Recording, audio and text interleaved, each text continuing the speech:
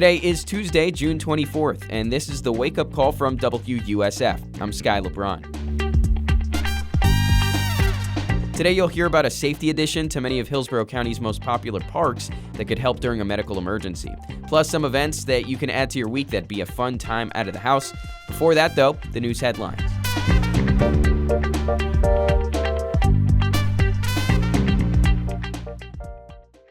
A lot of the planning for the U.S. attack on Iran's nuclear sites this past weekend happened right here at MacDill Air Force Base in Tampa. It houses U.S. Central Command, the military's HQ for operations in the Middle East. Jim Cardozo leads USF's Global and National Security Institute. He says MacDill has done this type of planning for years. It really shows how Tampa is not just a growing city, which it is, but it's a growing center of, technology, of innovation, of entrepreneurship, but also national security. Things happen here that are important on the world stage. MacDill was heavily involved during the U.S. wars in Iraq and Afghanistan, and even the hunt for Osama bin Laden. Governor Ron DeSantis made his opinion on the bombings clear yesterday in Clearwater. He said President Trump made the right decision, calling Iran dangerous. The terrorism you see in the Middle East, whether it's Houthis, whether it's Hezbollah, whether it's Hamas, that is all because of Iran. Iran funds terrorism around the world, and they're the world's leading state sponsor of terrorism. DeSantis says the U.S. couldn't let Iran keep its, quote, hostile posture.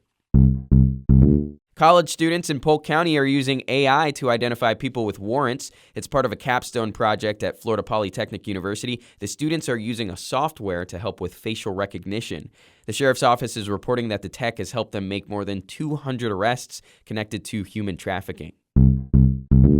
And the primary race for a Florida State Senate seat is today, and man, is this a unique one. Randolph Bracey and LaVon Bracey Davis, a brother and sister, are running against each other for the Orlando area seat's Democratic nomination.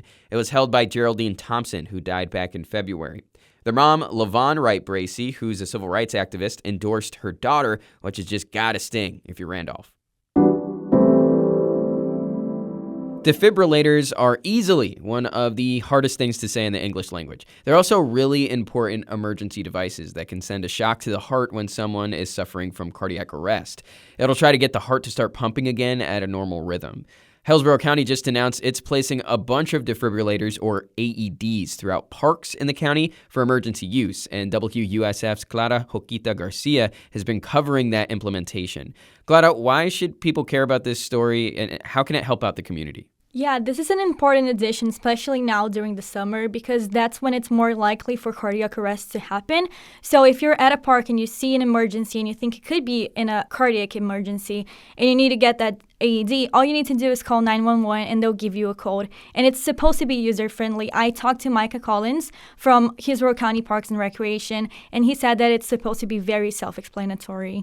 And the technology has changed so much that it really is a safe device. And it really comes down to the use of this device could be the difference between someone surviving a cardiac emergency or not. And Hillsborough County has over 200 parks, and there are only 25 defibrillators. So Micah Collins told me that the parks they chose were the ones that are either the most populated, the most popular ones, or even those that are a little bit farther away from the city that would take a longer time for medical response units to get there. So this addition is going to be very important, not only to people who could be in the parks, but also to the medical response units. The American Heart Association actually gave Hillsborough County 75 AEDs, but 50 of them were given to youth clubs, so soccer, football, your local sports clubs. And now those 25 new ones are going to be more widely accessible to the community. And if you want to read more on this story, you can right now at WUSF.org. Clara, thank you for the time. Thank you. Here's some local events for you if you're just trying to get out of the house and do something fun. First up, 12 Strings and a Fiddle performs live at Ferg's Sports Bar in St. Pete tonight. It's two guys doing acoustic covers of legendary bands like Led Zeppelin, Pink Floyd, the Rolling Stones. They start at 7, so you could go, listen a little, and still make it home by your bedtime.